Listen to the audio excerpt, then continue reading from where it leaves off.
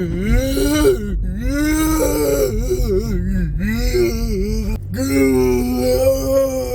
this stupid video, I want to talk about beer. Yes, I want to talk about beer. I haven't had beer in years. And the thing is, I have never liked light beer. I like regular beer. So, Budweiser, not Bud Light. And I want Miller, not Miller Lite. Another thing I've noticed is that the alcohol percentage is weaker in these light beers. I figured it would just be the light versions are less calories. But no, it's also less alcohol content. So not only does it taste, the light beers not only taste like you filled a glass with half beer and then the rest of the glass with water, it tastes too watered down, but it's not even as strong. I just looked up a bunch of different beers and all of the light versions are only 4.2% alcohol and the regular versions are 5%. Personally, anything under 5%, I'm not really gonna want, because I don't feel like having to go through a whole 6-pack just to get a damn buzz.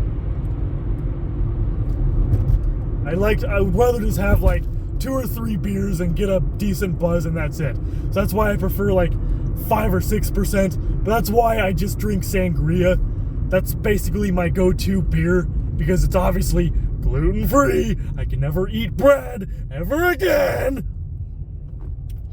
But the thing I like about it so much is that not only does it taste like fruit punch, but it's 10%.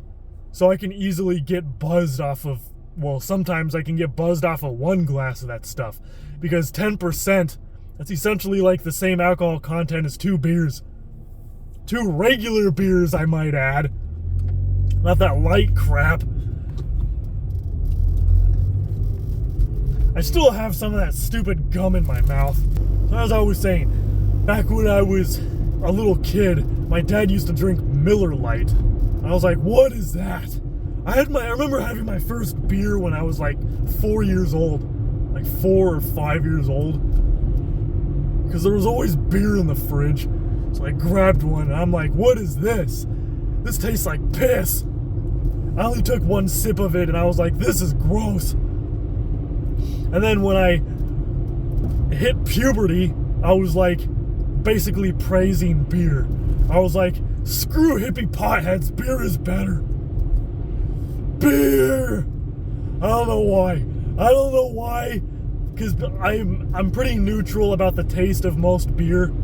I really don't like light beers because if I'm gonna have a beer, I want it to be thick and frothy and foamy and awesome. I like the kind of beer, I don't know what kind that are like really like that, where it almost tastes like you're drinking a milkshake or something. I think that's I don't know what it's called. It's black something. I don't know. I haven't really drank a whole lot of beer because basically what happened was I didn't start like actually drinking alcohol until I was like 19 or 20.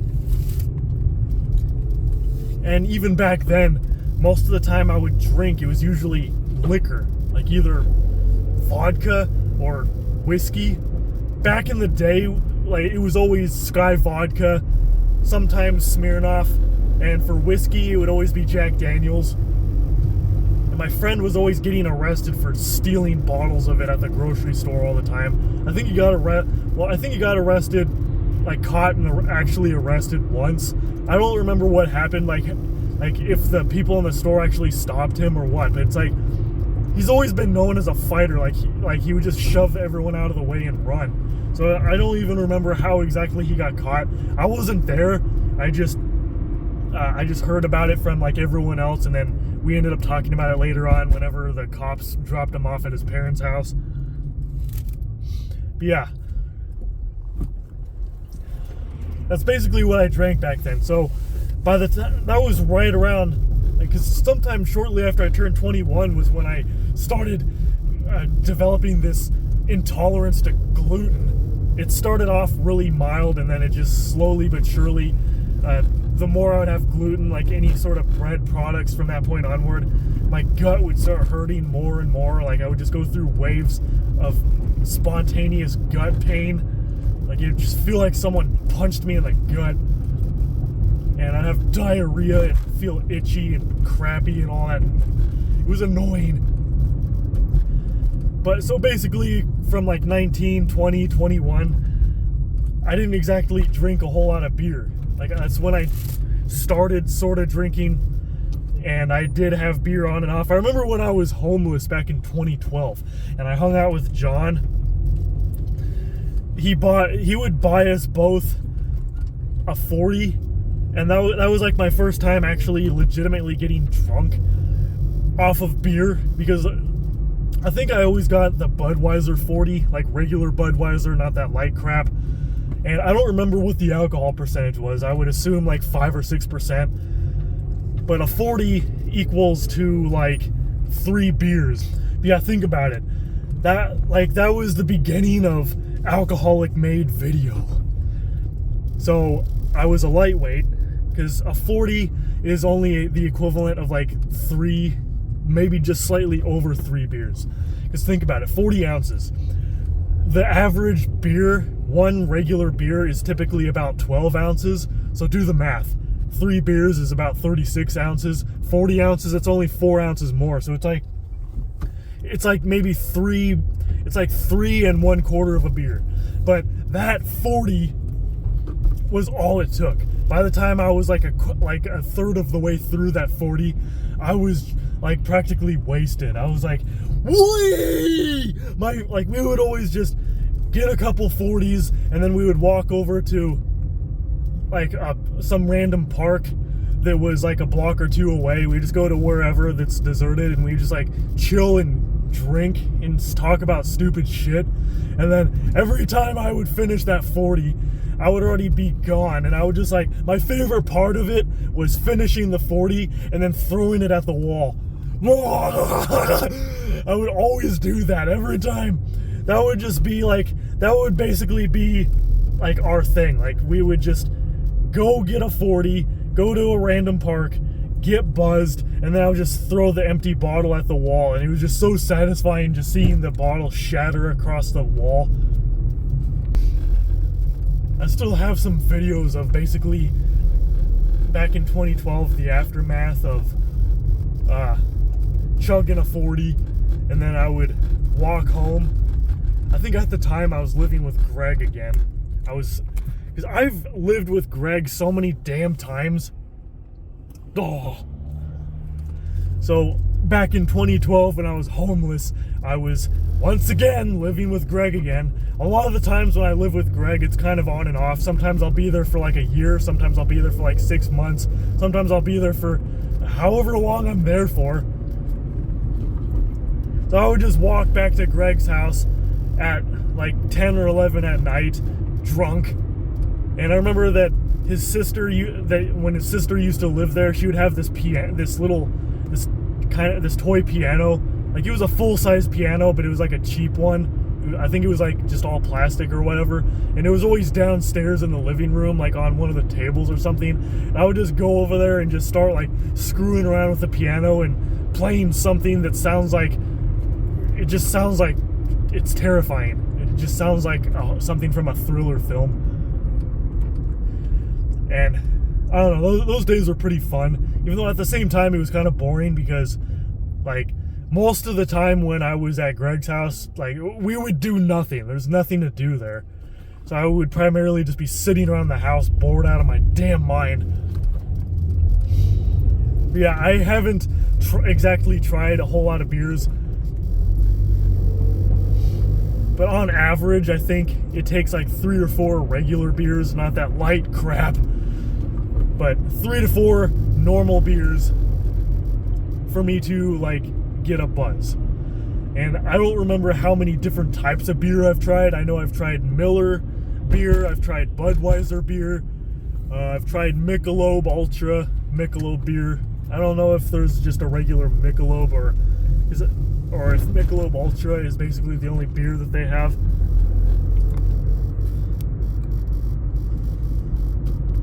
But yeah. And then I tried a beer called Red Bridge, because that's a gluten-free beer.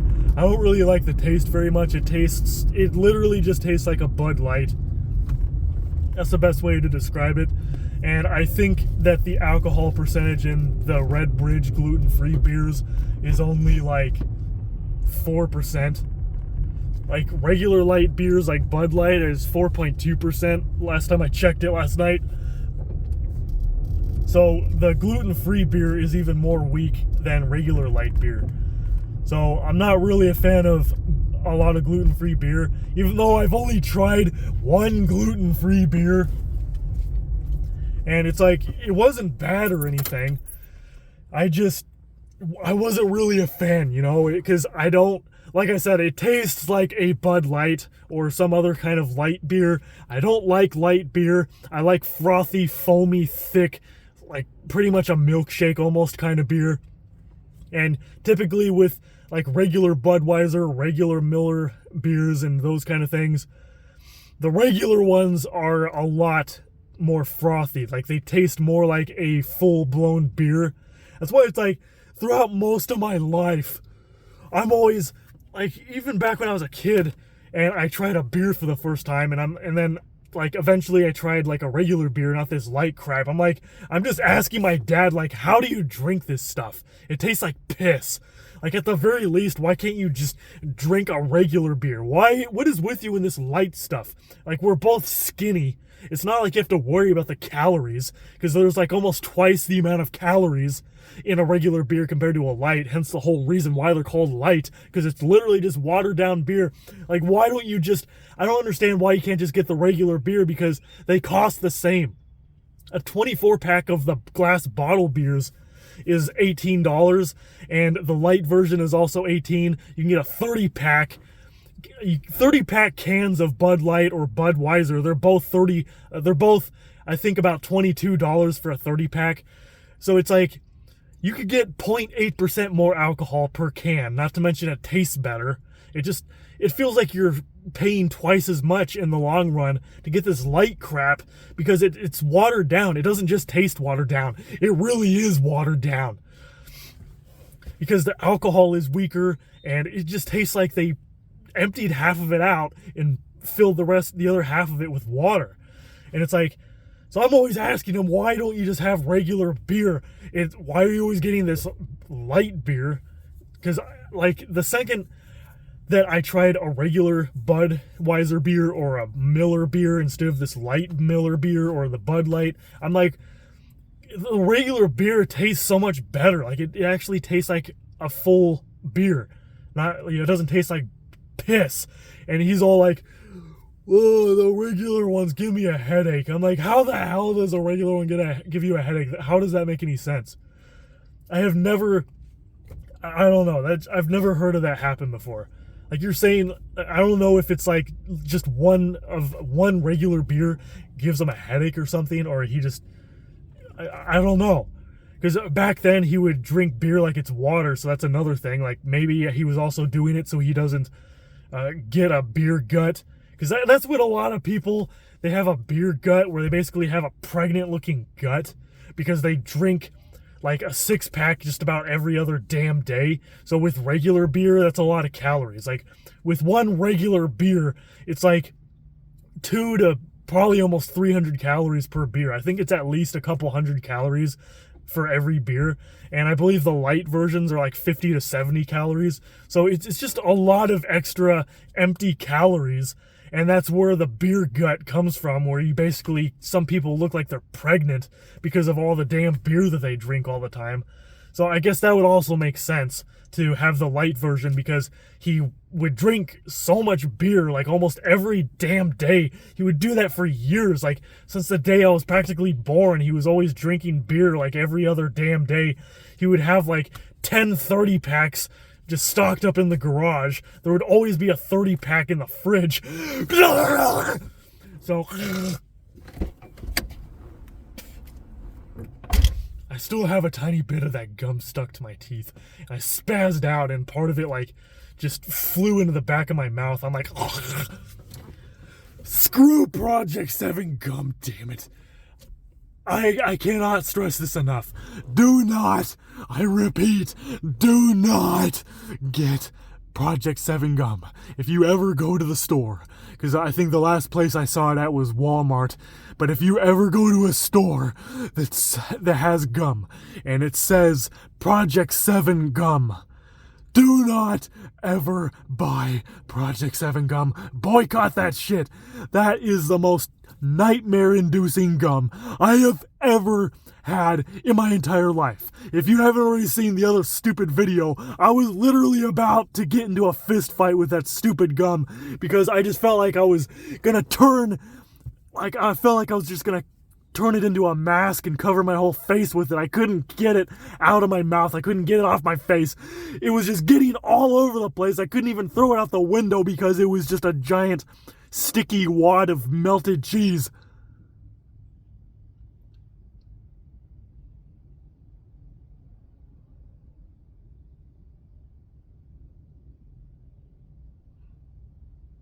You know something that's kind of weird? Your eyes don't turn left and right smoothly like this.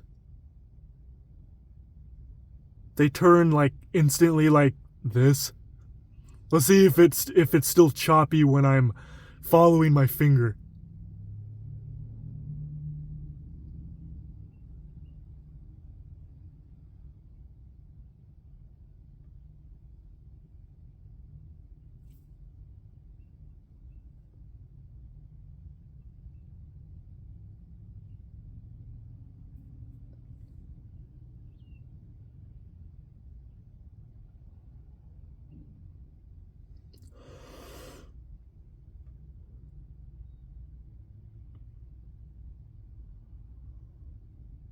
I can't see because I'm not paying attention. I'll have to watch this stupid part of the video. Just don't buy Project 7 gum, damn it.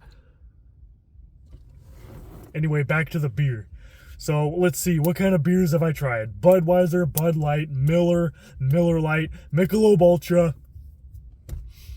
I think I tried Bud Light Platinum. It just tastes like another Bud Light. I think the Bud Light Platinum is stronger though. It's like either 6 or 7%, somewhere around there, and regular Bud Light is like 4.2%. I think that's literally the only difference, is the Bud Light Platinum is a little bit stronger. I've had that a few times.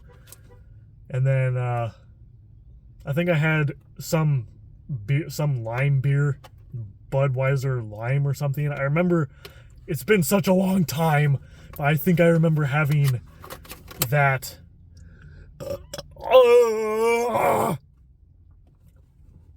And then it's like, what other beers have I tried? Oh yeah, I tried a Mickey 40s beer. A Mickey 40. That was, from what I can remember, I think I was like 17 when I first tried that. I think from what I can remember, every time you say from what I can remember when it comes to alcohol, everyone's automatically going to jump to, yeah, you probably can't remember anything because you drank too much. But no, really. The Mickey's 40, I think that was one of the first 40s I had. It was the first 40 that I had, and it was also the first time that I got buzzed. And it was kind of crazy because I only had like a couple swigs out of it, and then I just felt like I was getting buzzed. And the thing is, that was the second time that I was like under the influence, because the first time I was under the influence, like actually legitimately under the influence, not just like taking a little sip of a beer and like obviously feeling nothing. But the first time I was officially under the influence before that, I was high as fuck. I smoked a bunch of weed, and it was my first time doing that. Well, it wasn't my first time smoking weed. It was my first time like legitimately being stoned off my ass. It's like the first time I smoked weed, I think I smoked weed like 1 or 2 times before that. And for some reason I didn't get high. I just got like a severe case of the munchies, but for some reason I didn't feel high. I just felt like I was spacing off for some reason. So I smoked weed like 1 time, and then I think the second time that I smoked weed with one of my old friends, I was just like, I want to like actually feel something this time, because it's just weird. Like all it did the first time was make me abnormally hungry. So basically the second time we made a little pipe out of an apple, so that we stole from the grocery store because we had no money. Like we would go to school, and then a grocery store was literally like right behind the school. Like they were right next to each other, basically in the same damn parking lot. So we would just like walk from the school like right over to the grocery store, and we would steal an apple, and then we would take out the center part. We would like dig out the center part and get rid of all the seeds and all that, and then we put another hole in the side, and then we just stuff the weed in it, and then we'd make another hole on the side so we can plug one hole while we smoke out of the main hole. Holes. So basically we were sitting at this fence we were sitting next to some fence like near a park. Like we were riding our bicycles around. We stopped near some random brick fence behind someone's backyard because we at some random park, like I said, and we were just sitting there and we just kept smoking, and I just kept smoking more and more and more. I was just like the first couple of times I was coughing like a bitch, but then after a while, like it just felt like I was breathing air. So I was just like, and I would just keep taking more and more. I would just, and I went through like at least a couple fat bowls of weed, and I still wasn't feeling anything. Like I just felt like I wanted to sleep for some reason. Like, but I wasn't feeling anything as far as actually being stoned. Like, so I'm like, is this, like, I'm not even really feeling anything. And we were sitting there for like a good 30 minutes. But then when I got back up on my bicycle, like, and we started riding through the park, and then we went through the grass, literally like within a minute after getting on my bicycle and started riding through the park, it hit me like really quick. Like I went from feeling nothing to just feeling it just creeping up on me like really quick. Like I was just basically going from not stoned at all to it was just going up like higher. Like it was just hitting me really quick. Like, and I thought I wasn't breathing or something. Like I had like the biggest panic attack ever. Like I just jumped off the bike and like dropped the bike in the grass, and like I just sat in the grass, and I was like rubbing my chest because my chest felt really weird. I think it was because I was on like this acne medicine at the time, and it was making like my gut feel weird. Like it was making my gut feel like gassy and like rumbly or leaky or something. I don't know. And for some reason, like that weird feeling in my gut was kind of like in my chest too. Like my chest felt kind of fuzzy for some reason, and it just felt like I wasn't breathing. So basically, in other words, I was having a severe panic attack, because like if I was really legitimately like not breathing, like if I was having an asthma attack or something, then like it would be a whole different story. Like if you have asthma, then obviously you shouldn't be smoking anything at all. You shouldn't be, like, you can't even be inhaling dust a lot of the time. So that would definitely be a life-threatening thing. But for me, it was just a severe panic attack because, like I said, that was the very first time. I was like 16 years old, I think, or I was around 15 or 16. And that was the first time that I was under the influence. And the thing is, if you're prone to having panic attacks from that kind of thing, all I can say is don't smoke weed. Like, because the most common things that people do is either smoke weed or they drink alcohol. And I'm usually prone to like having anxiety issues with those kind of things. So this is coming from someone like me that has anxiety problems, is that if you have that kind of issue where you're prone to having an anxiety problem like that, don't smoke weed. I would just recommend alcohol. Like if you want to be under the influence with something, I would recommend just drinking alcohol instead of smoking weed. Because from my experience, like getting drunk feels sort of similar to getting high, but without the panic attacks. And being drunk is also, it feels a little bit less trippy, because when I've been high a good amount of times, and every single time that I've been stoned, I always get an annoying panic attack. It was nothing like the first time where like I was just like hyperventilating and I was just like freaking the fuck out. Every time afterwards I've been high like 7 or 8 more times after that, and I obviously knew what to expect, but I continued to have a panic attack or an anxiety attack every time I would get stoned anyway, even though it's like this is the same feeling that I felt like every time. But it got to the point of where after like the 8th time that I got stoned and I'm still having the same annoying panic attack, I've just concluded that this is how my body reacts to it. It doesn't matter. Like, I'm not sure if this is just something that I would have to adjust to. Like, I would basically have to get stoned every day until my body just adjusts to it, and then maybe the panic attacks would stop, or what. But it's like, I know what to expect. I know what it feels like, and I know that, okay, I'm stoned, like, this feeling that I have is normal, but my heart is still racing for a good 20 or 30 minutes, and I just feel really anxious for, like, the next 40 minutes or so anyway. And then, sure, after that anxiety attack is over, after like almost an hour later, I'm usually stoned for the next 6 hours, and it feels fine. It feels like a slightly more trippy version of being drunk. And I'll get more into detail about why it feels like a more trippy drunk feeling.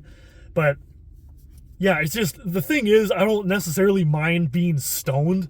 I just hate having like an almost like a straight 40-minute anxiety attack beforehand. It is so annoying because it's like, it's not something I can control. All I can do is just sit there and relax and just wait for it to stop, because it won't stop. It just goes away on its own. So that's why I don't smoke. Like, not to mention, I don't smoke in general. Like, I don't smoke anything. I don't smoke cigarettes. Those are disgusting. Cigarettes are pointless. Literally, all they do is cause more health problems. You get absolutely nothing out of it. Like, for some people, they smoke cigarettes because the nicotine helps them, like, relax or something. But then it's like you get addicted to nicotine because it's a highly addictive chemical. So especially if you're the kind of person that has a very addictive personality, like you're easily hooked on things, then smoking is definitely not a good idea. You're like, within a week, you're going to be hooked on smoking if you smoke more than like 3 cigarettes, So I don't smoke anything in general, so my lungs are as pink can get. Like, I have pretty much athlete runner lungs, even though I haven't been doing cardio very much, but I am wanting to change that around. The best form of cardio, without a doubt, is bicycling.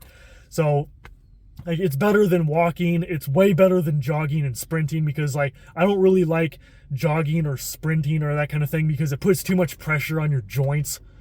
So if you're gonna do walking, all I can say is do power walking. Like, just walk really fast, but don't jog. Don't like actually run or anything. Just walk fast. Basically, power walking. It's a lot less harsh on your joints, because when you're running, keep in mind that every step you take, your feet, all your joints, your knees, your lower legs, all that are absorbing the shock because you're slamming your foot down on the ground. So it's repeatedly absorbing shock. That's why if you're a jogger, having really cushiony, good quality shoes is super important for joggers and sprinters and all that. But I wouldn't recommend doing jogging or sprinting for a form of cardio anyway. I would either just say do power walking, but the best form of cardio overall is bicycling, without a doubt. It gives you a full body workout. Not only is it like the most effective cardio, but it's the least strain on all of your joints, because you're not putting all of your weight slamming down on the concrete repeatedly as you're taking, even just as much as taking steps. You're putting this shock that is absorbing into your feet. And that's why the better shoes that you have, the more shock that the shoes absorb, but your feet still absorb a good amount of the shock. And then your legs, your kneecaps, all your joints absorb that shock, which isn't good for you in the long run. I mean, like I said, there's nothing wrong with walking. That's still a really great thing that you can do. But bicycling basically gives you a full body workout, because not only are you building stamina riding a bicycle around, especially one that has changeable gears, so you can have either a low gear and build stamina, So you can basically hold your breath longer, you can run for longer, or you can have a higher gear, which can help build more tone in your thighs and lower legs and your calves and all that. And not to mention, it's also a good arm workout. It works out your arms, your chest, your abs, everything. Because think about it, like especially if you're going uphill or if you're in a higher gear on your bicycle, you're having to hold down on the handlebars, and as you're pushing down on the pegs, you're basically having to use your arms to keep yourself in place. So you're not obviously pushing yourself off the bike. You have to keep yourself pulled forward as you're pedaling. So it gives you a little bit of a workout on your upper arms, your chest, and all that. All of that will be more toned if you do bicycling on a regular basis. Like my legs right now are moderately toned, but back when I was hanging out with one of my old friends a few years ago, and we would always be riding BMX bikes all over the place, and we'd be going up and down the wash. We'd be going up and down washes, like just going up the sides of the wall and down the sides of the wall, and we would just ride bikes through just about everywhere. I was riding bicycles a lot more back then, and I noticed that my legs were super toned. Like it almost looked like I was going to the gym, but I really wasn't going to the gym. I was just riding a lot of bikes around. So that's why I want to do bicycling again, because it's so much better. Like you will definitely see a lot more results, a lot better results. You'll see those results a lot quicker if you just get a decent quality bicycle. It doesn't matter what kind of bicycle you get. Get a BMX bike, get a mountain bike, get a street bike or a track bike or whatever. Just get a bicycle and you will see results way quicker, and those results will be a lot more appealing. Like it'll just be so much better compared to simply walking, just going on a walk. Like going on a walk is something that I usually just want to do when I just want to clear my head or something, or I just want to get out of the house or whatever. But bicycling is the go-to. Like the only other thing that I could think of that could be sort of on par with bicycling would be swimming, because that when you're in the water, you're practically weightless, so there's absolutely no pressure being put on any of the joints in your body. So you're basically just getting a good cardio workout, and you're toning up your whole entire body, doing laps in the pool and all that, and it keeps your body really cool down, especially during the summer. Like during the summer, I do most of my cardio just in the pool, but it's like I either do it in the pool, or whenever I get tired of going to the pool every damn day, I'll just like run in place, or like do jumping jacks or whatever, like in my room. Because during the summer, it's too hot to go outside. There's no way in hell I'm going outside in the stupid desert in 100 million degree heat every day. Even at night, during the summer, it's still like 100 degrees out. So during the summer, I do like any cardio that I do, it's either going to be at the pool doing laps, or it's just going to be doing stuff in my room, like jogging in place, or doing like retarded dancing, or like jumping jacks of some sort, or maybe jumping rope, even though I don't even have jump rope, but whatever. Jump rope is also another good form of exercise. It's a little bit harsh on the joints because you're obviously jumping repeatedly, even though you're only jumping like maybe a couple inches off the ground. It's not that big of a deal, but it's just still something to keep in mind if you want to look for the best forms of cardio. Now, this video is too long because I'm just getting way ahead of myself. This originally started out just wanting to talk about beer. I've already more than covered that topic.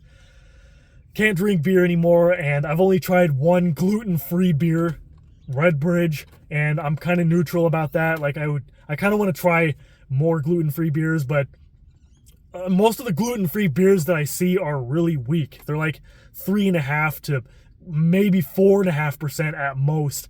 And like I said, anything that's less than like 5 or 6% alcohol, I don't really like it that much, because it's like I don't want to have to drink more than 2 or 3 drinks to feel anything. You know, I'm not like how I was back in the day when I initially had that Mickey's 40, and I just had like 2 or 3 swigs of it, and like I barely drank like a quarter of it, and I got a little buzzed off of that. Like sometimes if I've gone like several months without drinking, then yeah, sure, I could possibly get buzzed off of one beer, but it's not very common. Like I would have to drink it kind of fast for that to happen. Otherwise, like I like my sangria, damn it. 10% alcohol is perfect. I can just have one glass and I'm good. But anyway, stay tuned for more videos. See you, farts!